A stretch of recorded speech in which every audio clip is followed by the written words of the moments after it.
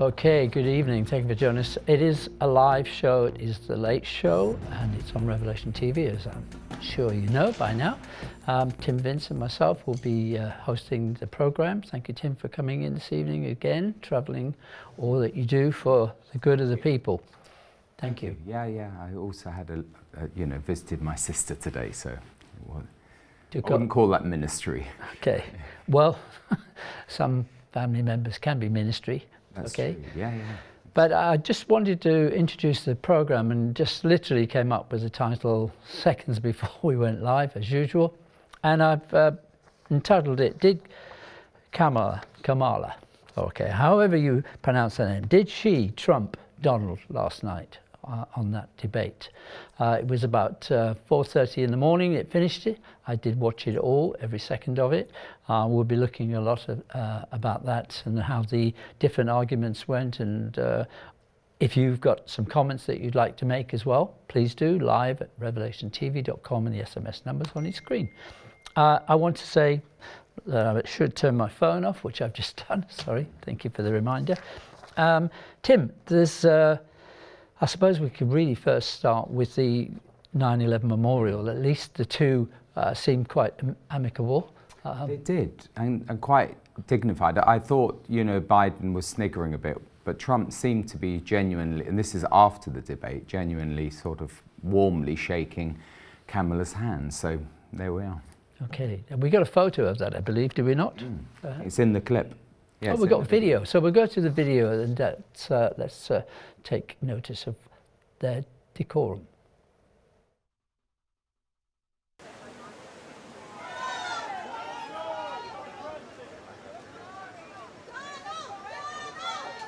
Oh, say, can you see by the dawn's early light what so proudly we held at the twilight's last gleaming, whose broad stripes and bright stars through the perilous fight o'er the ramparts we watched were so gallantly streaming.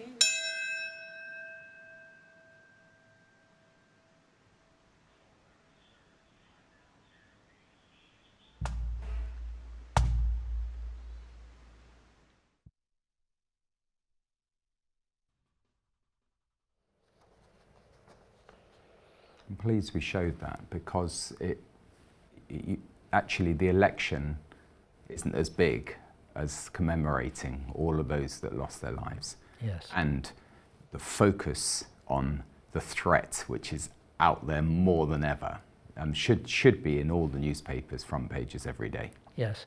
I'm surprised that there hasn't been some sort of skirmish or attack on the West somewhere in one of our countries, but maybe because they think we're sleeping, and it would, if there was going to be something that would have happened, they would have expected us to expect it today. But maybe it'll come on another day when we least expect it.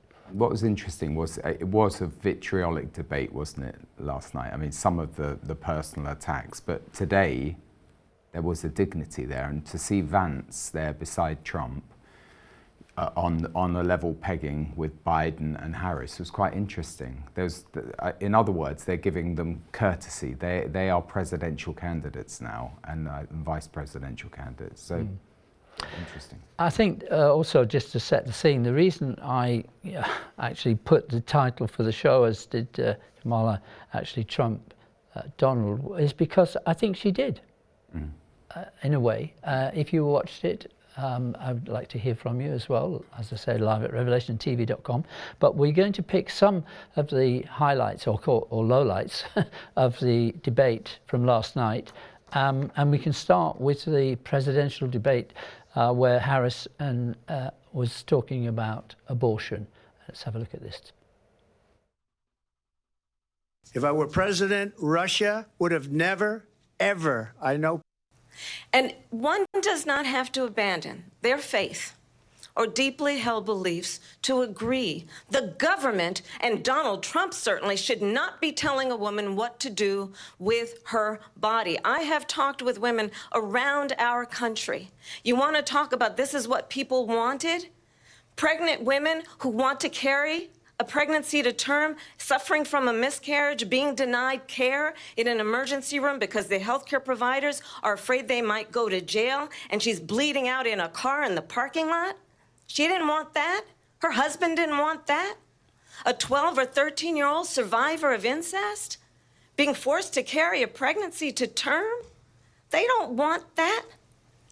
And I pledge to you, when Congress passes a bill to put back in place the protections of Roe v. Wade, as President of the United States, I will proudly sign it into law. Maybe this is a time to bring this particular scripture up, because she mentioned several times throughout the debate about the woman having the right to abort a child for any reason at all, really. Yes, she mentioned about incest, a rape through a family member, or someone who had actually raped them who was a complete stranger. Tim, you had a point as well to actually. Well, when I heard her say that. What about the stats? Yeah, exactly. So 1/200 of unwanted pregnancies, the claim is that it was through incest. But why would she use as an example in a presidential debate? She's signalling. In fact, the whole thing is she may have won the debate, but she's signalling to those who are anti-family. In other words, a family, it can be a place where children can be harmed. It can be a place where women are harmed. But to use that as an example of in the abortion argument, I thought was quite clever. I did interview somebody several years ago, probably about 10 years ago, who actually went ahead with the delivery of her child, knowing that she'd been raped by someone who was a complete stranger. But nevertheless, she gave it a lot of thought and looked at it from a biblical point of view. And I've got to say that Harris doesn't look at it from a biblical point of view. And she even berated Donald Trump by saying, you're not going to tell us how we are to live or what we're to do with our bodies, okay? And referring to the unborn child in the womb. But God will tell you, Miss Harris or Mrs. Harris, how to deal with that. And I'm going to read the scripture because I don't think many people actually know this, how God feels about the unborn. And just like the person who I was talking about, who had gone full term, had the child, and that was when she'd been raped, and she followed the scriptural reference that I'm probably going to help you to understand maybe for the first time if you're a new viewer. It's from Exodus chapter 21. It's saying in verse 22, if men struggle with each other and strike a woman with a child so that she gives birth prematurely, yet there is no injury, he shall surely be fined, as the woman's husband may demand on him. In other words, the baby is born and there is no damage to the child, and it doesn't get lost or, in that sense, aborted in the womb, as it were. And but if there is any injury, then you shall appoint as a penalty life for a life. So in other words, if the woman a man was involved in a struggle with a woman and he caused her to have an early birth for that child and the child died, then he would give his life up. That would be the atonement, if you like. So that's very good scripture, very appropriate to this whole issue. And people won't like it, but it's there. Yeah. That's how do you administer justice when a baby, a vulnerable baby in the womb, that like John the Baptist can leap, by the Holy Spirit, that can feel, now we know from science, can feel pain, can feel threat, can feel anxiety. They know all of this, and yet they want to continue to pursue Yes. the termination argument. Yeah, many years ago, I actually went into looking into this particular situation where what happens to the child, the unborn. They call it a fetus, but really it's a child, it's a being.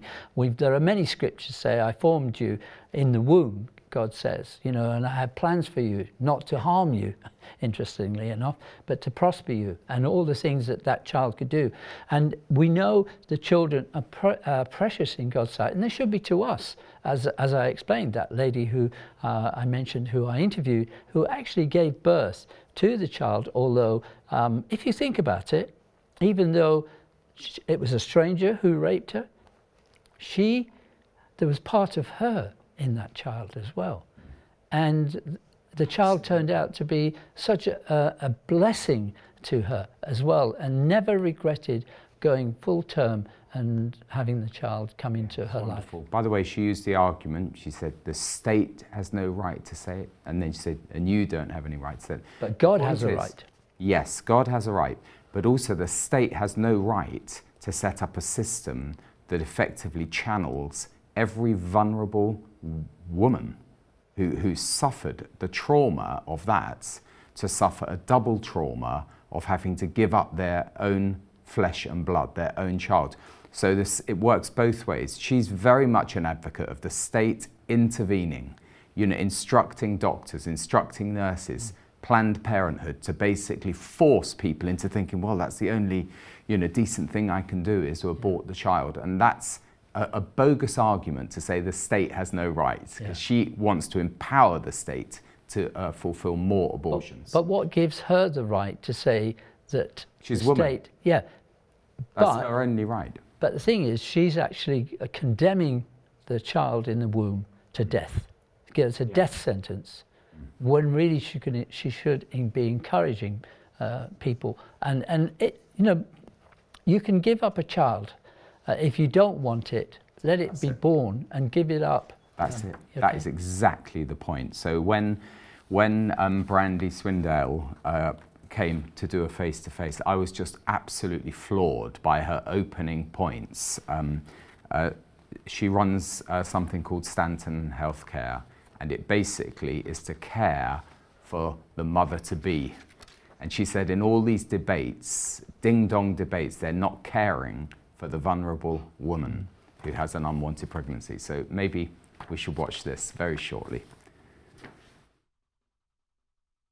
And yeah, Stanton Healthcare International is a movement of life-affirming women's medical centers. And so what we do is provide women with hope, with quality medical services and tangible resources when they're facing an unexpected pregnancy, so that they have all the support that they need, and they don't feel alone, they don't feel scared, but they really have a community of people surrounding them so they can confidently carry that baby to term. Yeah. That's amazing. That's amazing, because it's portrayed what you're doing that in the mainstream media. Let's say, sorry, I've said it now. It is portrayed as something very negative. You know, you're taking away, you know, the woman's right to choose. You know, you're not caring for them. But it sounds from what you've just said, it's the exact opposite. You've shot all those foxes. As yes, it were. Yes, that's exactly right. And I'm glad you bring that up, because it's really important. With all the different voices out there, right? The pro-choice side, the pro-life side, the people in between, the media, the government, the activists. There's a lot of voices, a lot of talk about who we are and what we do. And the voices I listen to are the most important voices, and that is the voice of the woman that we serve. Yeah. And when she walks through our doors, she's scared, she feels alone, it's an unexpected pregnancy. She doesn't know what to do. She doesn't know where to turn. And when she leaves, she's hope-filled, she's confident, she has a plan, and she has peace in her heart. And so that's the power of what we do. And those are the voices I listen to. And the women that come through our doors, we have a 99.9% approval rating, meaning they do exit interviews, and they're asked, did you feel safe when you came here? Did you get the help and the support you needed? Would you refer a friend to Stanton Healthcare? Wow. And it's a resounding yes. And this is a diverse group of women. I mean, we have women who come through our doors that are pro-life, pro-choice, faith-based, not faith-based, of a political viewpoint or no political viewpoint. And they're all facing the same thing, an unexpected pregnancy. And they all find hope and care in a safe and non-judgmental environment. Yeah, thank you very much, Tim, that you actually got this to be included in tonight's programme. It's not going to be all about the rights of a woman. We're going to be going through other things that are important as well. But I just want to say, I was challenged when I was a cameraman in Tampa, Florida in the late 80s, around about 1988, 89. I was invited to go to an anti-abortion rally just outside of a clinic in Tampa, Florida, and I was interested to see what was going on from both sides. And I remember speaking and raising a question to one of those that were pro-abortion, and she was very stern and firm with me when I asked her, you know, why are they doing this? And she said, well, what are you doing about it? And looked quite me in the eye. And I said, you know, I thought, wow, I'm not doing anything really. And that stuck with me. You know, we can complain about all of these people that are taking the lives of the unborn. And I thought about it. And I've got to say that that stayed with me for a couple of more years before I was able to witness what was going on in Romania after Ceausescu's demise. And we were there just a few months after he had been killed and put to death at a firing squad. And it was his regime that made the people have a full term with their child, but was allowed to give it up and at birth, and they went into these orphanages. It was terrible. And my wife and I went there, and what we saw was all of these abandoned babies just left in these maternity hospitals. They then, after a few weeks, went into the orphanage system, which is horrible. It was just, you know, one day I'll be sharing those videos as well. I'm working on them right now, in fact, before I came in the studio. But the point was, that lady who actually challenged me and said, but what are you doing about it? We adopted one of those abandoned babies. So that, for us, was an opportunity to put into practice something practical and helpful to help a mother, because we got in touch with the mother. You have to be in touch with the mother to adopt and to take over the child. And she still wanted to give it up. She had every opportunity of taking a child back, but she didn't want to do it. And so today, that beautiful little girl, she's 34 years of age now, whatever, and I'm just so pleased that we were able to do it. So sometimes we have to, you know, put ourselves into a position where we act upon our beliefs to the extent that it sometimes it costs us in that sense. We have to make an effort. Can only, you know, say what a blessing. Yeah. When we see Rebecca today, and she is a blessing. Very, very moving. Yeah. Very, very moving. But so where do we go next? Shall I take some emails? Or I've taken them. So shall I read them? This is from Debs. Today in the UK, there is an inquiry to do with Lucy Letby. The BBC said baby killing is the worst crime there is. Oh, yes. Isn't that what abortions are? ? Yeah. It seems to me the debate on abortion would be easier when the law decides an unborn baby is a baby. A baby is a baby is a baby. Susan says Kamala is a slick lawyer. It's her party's liberal policies that just forced an 11-year-old girl on a school trip to share a bed with a boy who identified as a girl. She speaks with a forked tongue, as Tonto used to say. I didn't know that. I mean, it is bizarre. Some of their policies. This is Jean. As for the USA debates, I found that Harris took the whole abortion issue out of context with the example she used. She used her descriptions on abortion in certain examples as a way to prove her right. Trump wasn't at his best, but I do think Harris is using her words and ways to swing it her way for obvious reasons. What we have to remember is who the prince of this world is and she seems to be in alignment with his ways. If we belong to Christ, we are not our own. We submit to Jesus. We die to ourselves and live for him. We crucify our ways to follow his ways. The unborn baby in the womb is fully innocent and is made in the image of God. Sorry, folks, God's word stands true. Yeah, we can't very good. expand it or change it to our own thoughts. We can now go back to the presidential debate as well. Harris was challenged on, or asked a question about Israel and Gaza. Interesting what she came back with. Well, let's understand how we got here. On October 7, Hamas, a terrorist organization, slaughtered 1,200 Israelis. Many of them young people who were simply attending a concert. Women were horribly raped. And so absolutely, I said then, I say now, Israel has a right to defend itself. We would. And how it does so matters. Because it is also true, far too many innocent Palestinians have been killed. Children, mothers. What we know is that this war must end. It must end immediately, and the way it will end is we need a ceasefire deal and we need the hostages out. And so we will continue to work around the clock on that.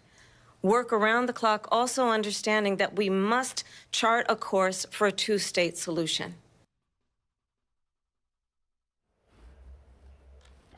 She is a good performer. But there's something, I mean, we'll get the newspapers tomorrow, which we didn't get this morning because the debate was so late, but something that Jake Wallace Simon said, which was important, that she insisted she would always give Israel the ability to defend itself and wanted security for the Jewish state. She could not prevent herself from adding the caveat, and in equal measure for the Palestinians. Yeah. What? So on the back of talking about October the 7th, she says that they in equal measure, well, if that's true, in equal measure, they should be defended from Hamas, if you really care for the Palestinians. Yeah.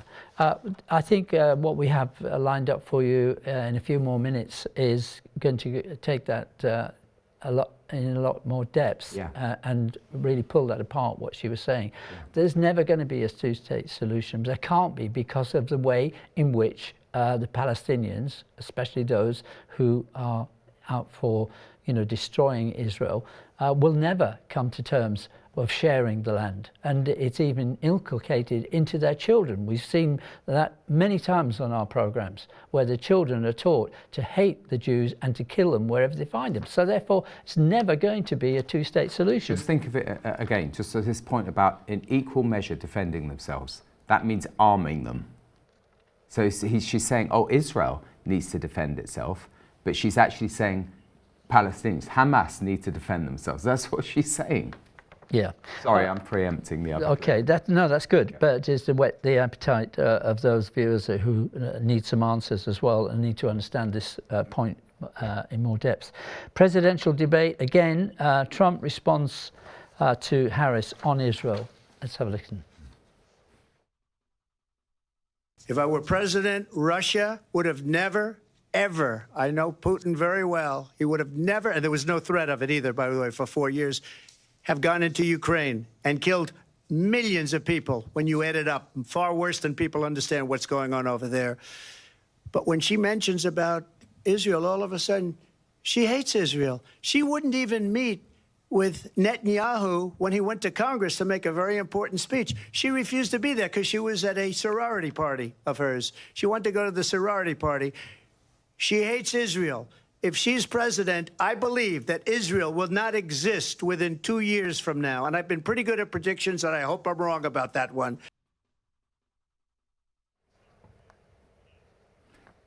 Yeah, the commentators think that he actually landed a punch when he said that she hates Israel. So I found that interesting. That it was a strong statement. That was a very strong statement. But there are plenty in the Democratic Party who do hate Israel. Yeah. And I mean, it was extremely rude of her to not be there when Netanyahu visited the Senate. Yeah, no question about it. So, and she's signalling all the time to the progressive lobby within the Democratic Party, this idea that you can have an immediate ceasefire and Israel can defend itself and live at peace, within peaceful boundaries, is just not logical by any analyst.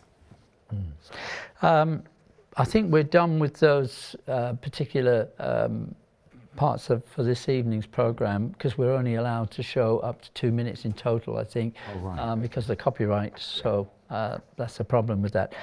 But again, it'd be great to hear your views on, if you watched last night's debate, any points that you want to make. And as I say, just to remind those who might have just tuned in, I've entitled it, "Did Kamala Trump Donald last night?" I believe she did, but as was said by another great man, not calling myself a great man, forgive me for mentioning that, but really what would have been a big mistake if Kamala gets to be president, the world will regret it. And I think the same. I really believe that Donald Trump may not get in. And I think it would just bring about God's will and purpose for bringing in his kingdom because of that situation that will prevail, because of the party is so anti-God in many respects, including abortion, and also not fully understanding what Hamas is really all about, and that it will never compromise and will never agree to a two-state solution. They want to rid the world of the Jews and the nation of Israel. By the way, Trump said that, one of his wild statements, that Israel may not exist in 2 years. I may add to that America might not exist. If they go down the road they're in and they bring judgment upon them, America as we know it won't exist, because it's going so far headlong in a godless direction. They'll lose all of their moorings. Yeah, well, according to the scriptures, we can see it's not just America that's going to come, it's all the nations will come against Israel. Yeah. Zechariah 14. Yeah. Okay, let's look at another pulse of Israel. We've got two parts of this as well. And Kamala said, what about Israel? And what she says is in the first part. Let's have a look at this. Israeli Prime Minister Benjamin Netanyahu recently returned from his trip to Washington, D.C., where he spoke to both houses of Congress. He then met with President Joe Biden, Vice President Kamala Harris, and Republican presidential nominee Donald Trump. While Trump gave a very supportive statement for Israel to finish the war quickly, Vice President Harris gave the following statement following her meeting with Netanyahu. Breaking! Vice President Harris speaks after speaking with Israeli Prime Minister Netanyahu. Harris calling for an immediate ceasefire deal to free the hostages.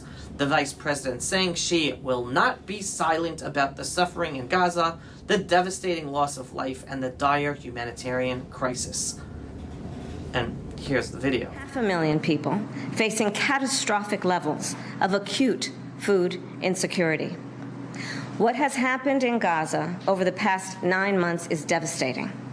The images of dead children and desperate, hungry people fleeing for safety, sometimes displaced for the second, third, or fourth time. We cannot look away in the face of these tragedies. We cannot allow ourselves to become numb to the suffering, and I will not be silent.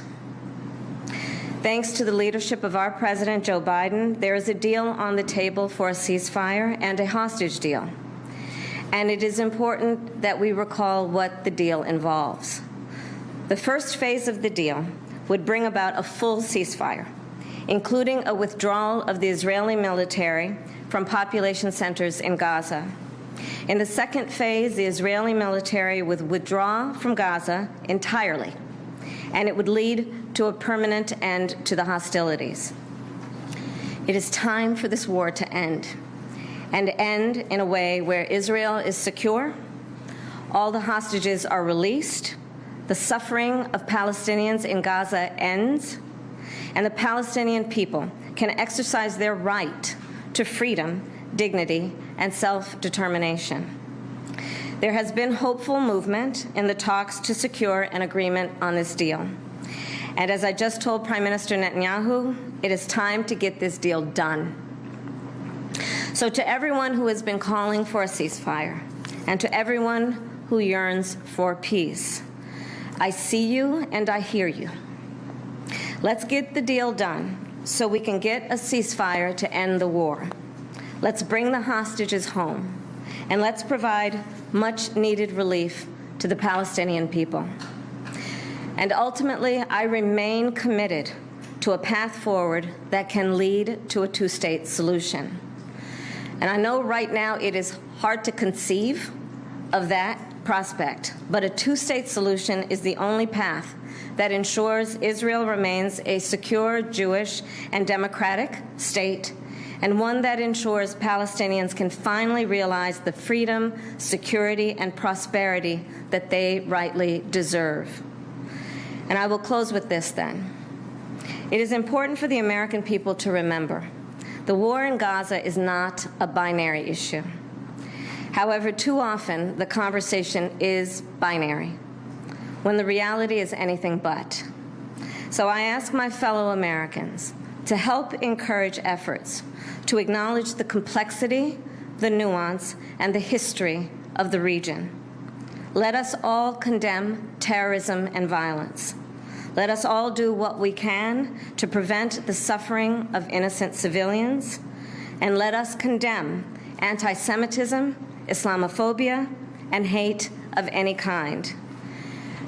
And let us work to unite our country. I thank you. Madam Vice President. Now, I think the best commentary to Harris's statement on Israel is from former U.S. Ambassador to Israel, David Friedman. And here I'm quoting his tweet on X. Well, there you have it. Kamala Harris offers her take on the war in Gaza. No condemnation of Hamas.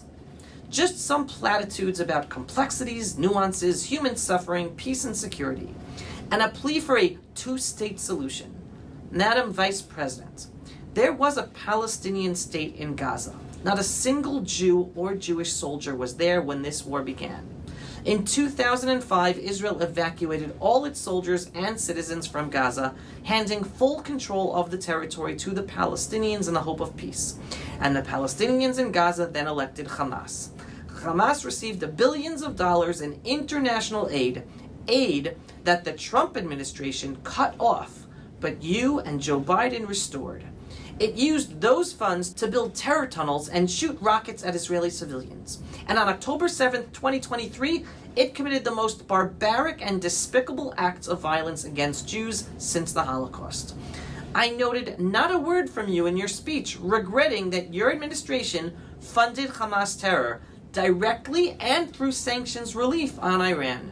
Your push for a Palestinian state at this time is tone-deaf and a betrayal of the Jewish lives lost and still missing from this heinous assault.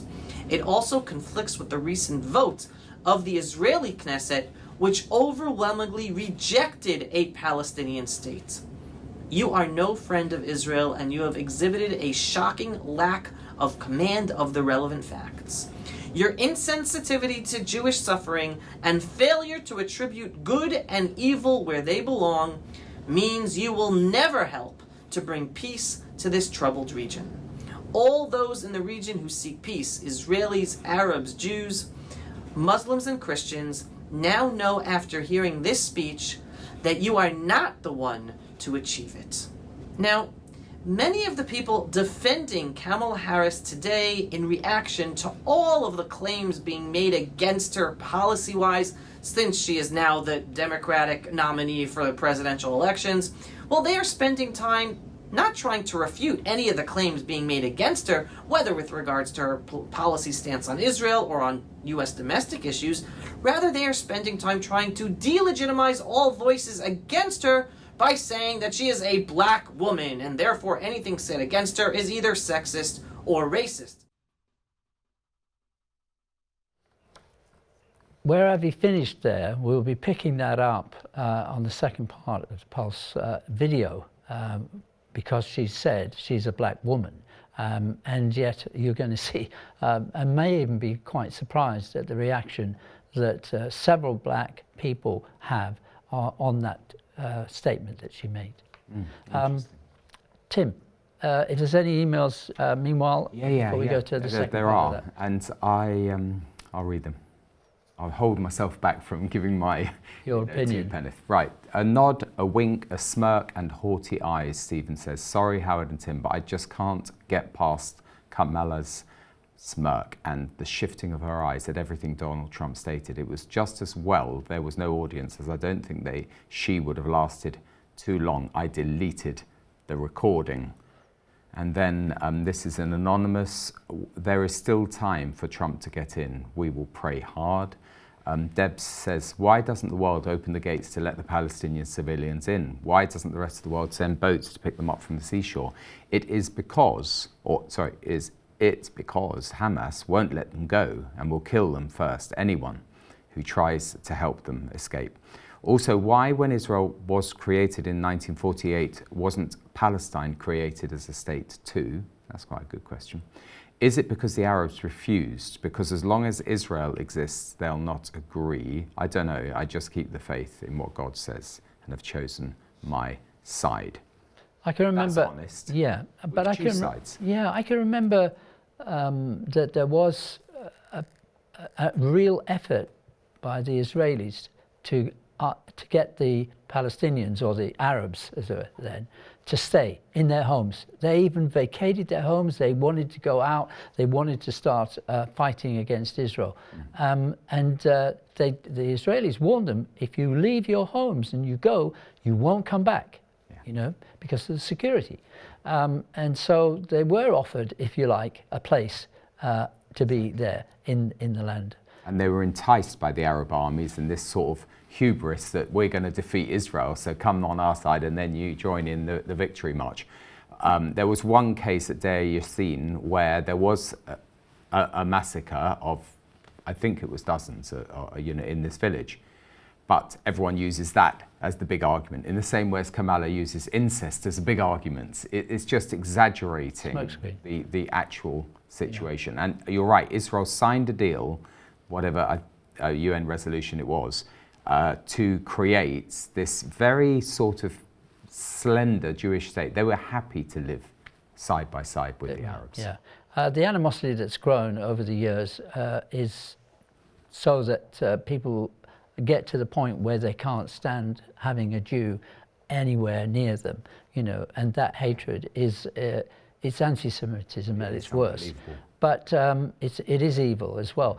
The other thing I remember from that time, when the United Nations, or the League of Nations it was called then, which is the former United Nations, actually agreed to give that land to Israel. Yeah. Okay, so what happened at the time, the Arab nations could see that Israel was weak militarily. He hardly had any ammunition or anything at all.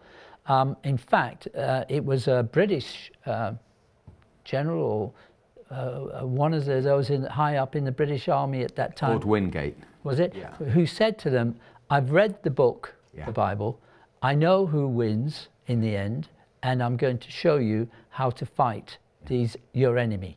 Yeah, it was amazing story. Yeah, and he gave them all the strategies. And there were times where there were so few of the Israelis, a few guns, that's all they had against the Arab nation, the army that came, or it wasn't an army, the Palestinians, if you want to call them, came against them.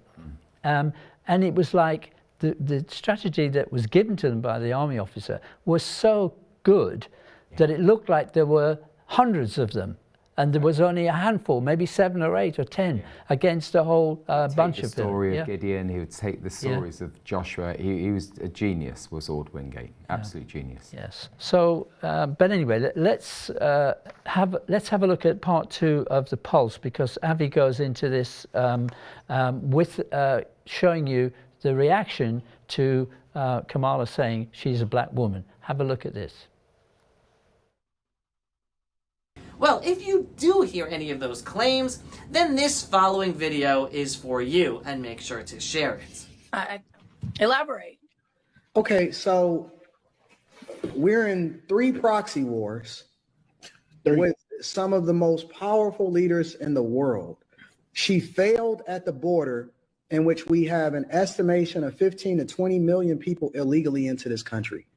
That is literally overtaking and bankrupting Chicago to the tune of over $400 million per year, and they are in a deficit. Oakland is going out of business. San Francisco, ditto. California, $65 billion deficit. New York, they're literally cutting trash, in which they are the rattiest, dirtiest city, and they've taken up resources as far as free healthcare, free hotels to the tune of $600 a day. They're literally taking over your schools. Your taxpayer dollars are going to fund the migrant crisis. She was supposed to be in charge of this. We have a failing economy. Every single day I see people getting on the internet talking about $30 an hour is the new minimum wage, because inflation is out of control. At one point, it was at almost 10%, depending on what city that you went. She has no policy, no record to stand on. One of the biggest things that she did in her career was lock up more black men than ever before. But we sitting here and vote her in office on identity politics. The very person that she was under as far as the president of the United States of America, she called him racist during a debate, which shows you how fake she is. You can't say it better than that. And that had to do with domestic policy. Those are the kind of public discourse we should all be seeing and hearing about the elections, not the identity politics. Personally, I think it is clear who people should be voting for in the upcoming elections. Regardless, be part of sharing this factual information to help educate others. And especially when it comes to Israel and the Jewish people, since we are the front line for the whole freedom-loving world. So if you want to be safe in your countries, in your communities, you have to stand proud and tall with Israel and the Jewish people. Because if the Marxist Islamist revolution is allowed to get away with killing Jews and destroying the Jewish state of Israel, well then it is going to be harder for your country, wherever you live around the world, to stop the Marxist Islamist revolution by you in overtaking your countries and your ways of life. So everyone, stand up for Israel, stand up for the Jewish people against the growing Jew-hating anti-Semitism in the name of Palestine, which is all really the Marxist Islamist revolution to destroy the freedom-loving world. Okay, let's read some emails. Brian says, next year will be 2025, so the Jews will have lived in their homeland, which is Israel, since 1948. So they will have been there for 77 years. As I understand it, the number 7 is significant in the Bible. So does that mean that all hell will break loose in 2025, a significant war, nuclear and pestilence, earthquakes and fires, drought, flooding? What are your thoughts? I don't see a direct connection to that 77 years, but 70 years is quite biblical in the history of Israel. 50 years is quite biblical, in the return from exile. But talks about a generation as well, doesn't it? Yeah. Jesus spoke about a generation that sees all these horrific things, and it obviously connects to the establishing of the nation of Israel. Yeah. So I'm that generation as well. Still alive, born in 1946. So, and I'm seeing it all. But the thing is, like most of our viewers, they're educated to a great degree in knowing the history of Israel, from the very beginning, going back even to the times of Solomon, and going back even to the times before that, to the 12 sons, Exactly. Cynthia says, on the debates, yes, Harris outpointed Trump, but she wasn't always being truthful. If she becomes president, the world will be in a very, very dangerous place. She has no idea about the Middle East, let alone Israel. What you've just shown is absolute ignorance. I believe she is going to lead the world into war. I also believe she is driven by the evil one. Thanks for dealing with this. In the main, the church won't talk about it. Come to that, anything to do with politics. They bury their heads in the sand. And then Sue says, just wanted to say, when I found myself both young and on my own away from family, I initially didn't want this child. I knew I couldn't have an abortion. It was wrong and against God. I had worked in a hospital where I often witnessed miscarriages and would hear the doctors say it's not uncommon for first pregnancies to have a miscarriage. So I found myself praying for a miscarriage, believing no one would know. However, God had better plans for both my child and me. I could have been more blessed. I couldn't have been more blessed with this gift and the beautiful grandchildren too. My husband accepted and loved him too. Praise God for the blessing and the plans he has for us. How moving. Thank you for that testimony. It's testimonies like that when they come from the person who's giving the testimony and has lived through it all, is so powerful. We can just mention other people, but when you're firsthand in that situation and God has blessed you, and you've got a marriage as well, and thank God. Nice to know how old the child is now, you know. I just wanted to say there was a bit out of the video that got taken out by accident when Avi was talking about how Kamala was actually saying and playing the race card for her own good, you know, so that she was more or less protected, so nobody could actually say anything because they'd be deemed to be racist. Straight after that, there was this, which should have actually, which hopefully will follow, the reaction by a group of black people who actually were shocked at Kamala. Real honest with this. She's a black woman. Yeah, because they skin folk, not Kim folk. I think it goes back to what somebody was saying, where it's not voting for someone, but majority will vote for somebody else just. Wait. Hold on. Let me man this out. I think majority. Is it only because she's a black woman? No, I just that was an important part that I wanted in, but for some reason it was read incorrectly with my notes. And there's only three of us: Tim, myself. Oh, by the way, I actually know there's four: Tim, myself, and Nathan, and the Holy Spirit. Very good, very good. Now, without plugging Face to Face too much, I had Dr. Alveda King, the niece of Dr. Martin Luther King Jr. She would be with those ones rolling their eyes. She said that people shouldn't be judged, and this is from his speech there, when he gave that great I Have a Dream speech. People shouldn't be judged by the colour of their skin, but by the content of their character. And most black people absolutely get that, because they've been judged negatively. But to elevate someone because they have a different pigment in their skin, to say, well, they're more worthy of support is playing games. This is a text that is anonymous, but it says, Kamala Harris is a master emotional manipulator. I watched some, but not all of the debate. If people can't see her manipulation, they are definitely blinded. Whilst you were just talking about your interview, there, I have a dream. I mean, today we can actually switch that to say, I have a nightmare. Because the Defence and Foreign Affairs editor of The Telegraph, Colin Coughlin, says that Kamala Harris and Keir Starmer will be a nightmare to the free world. Having weak left-wing leaders in charge of the US and the UK will only embolden the dictators and the tyrants. Yeah.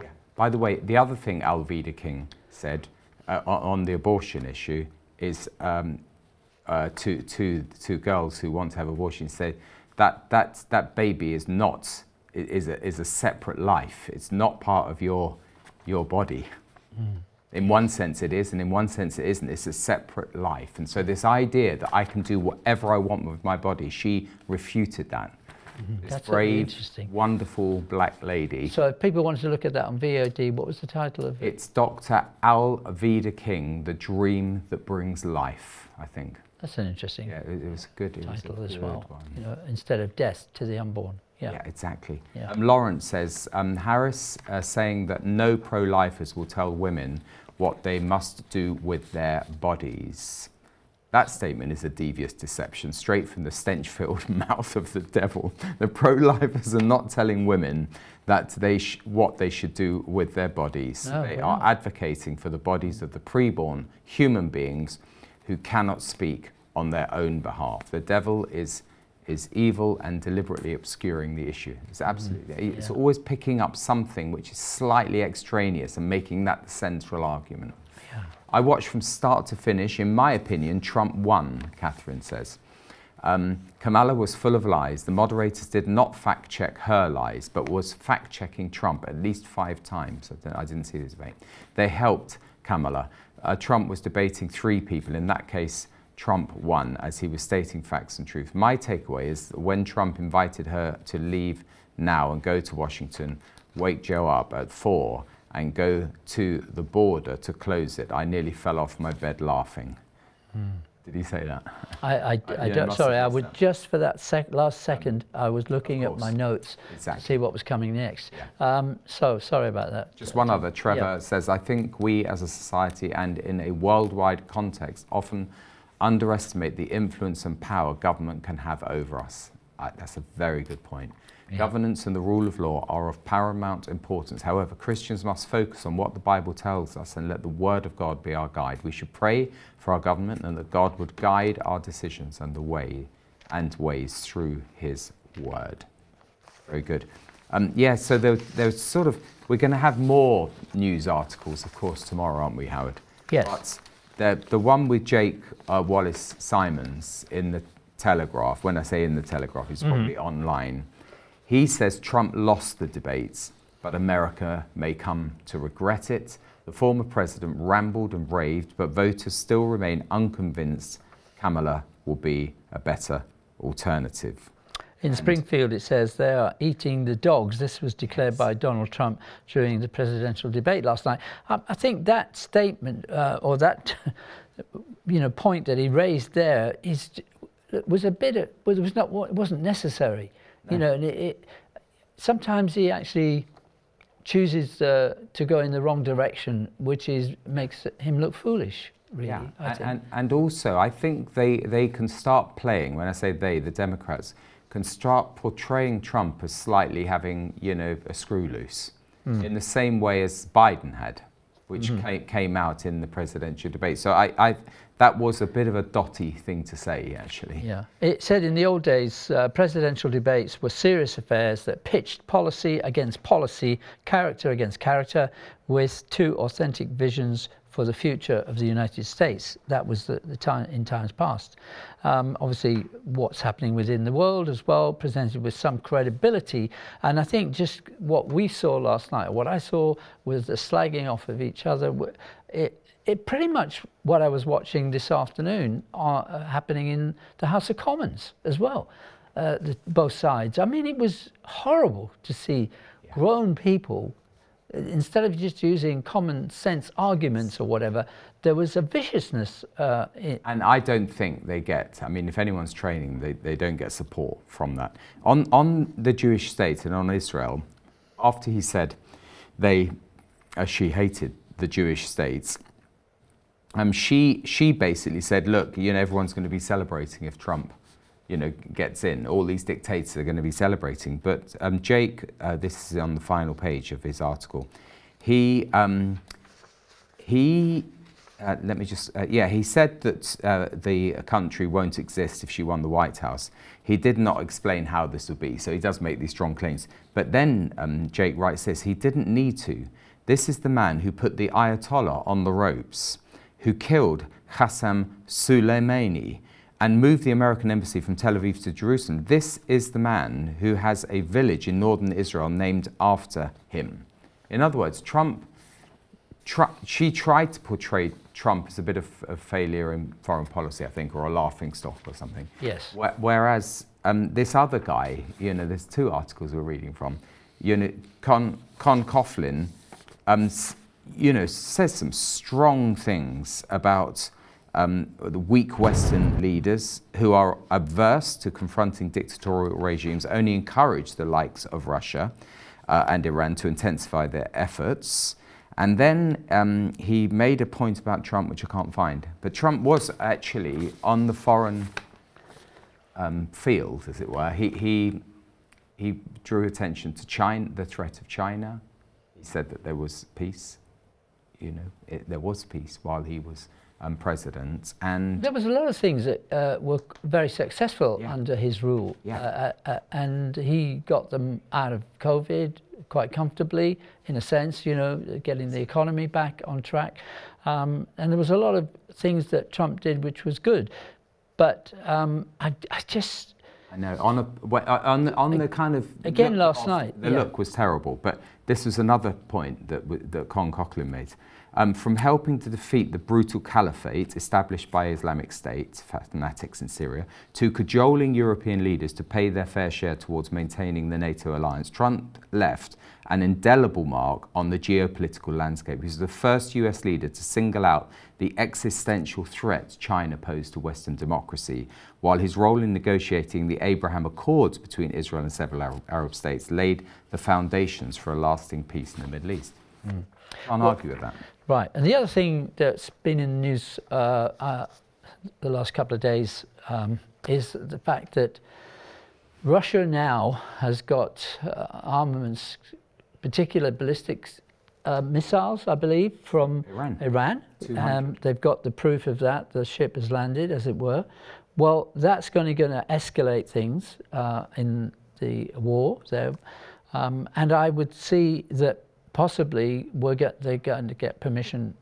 Ukraine is going to get permission from the West to use even more of the weapons that we're providing for him to actually fight and go into Russia and use them on Russian territory, especially as they've now broken into that area.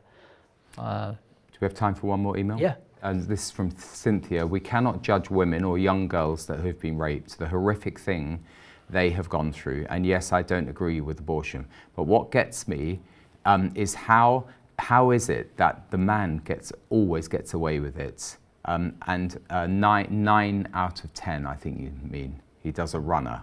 Why is the man never judged? Totally agree with that, Cynthia. Totally agree. Yeah, the woman always carries the can, you know.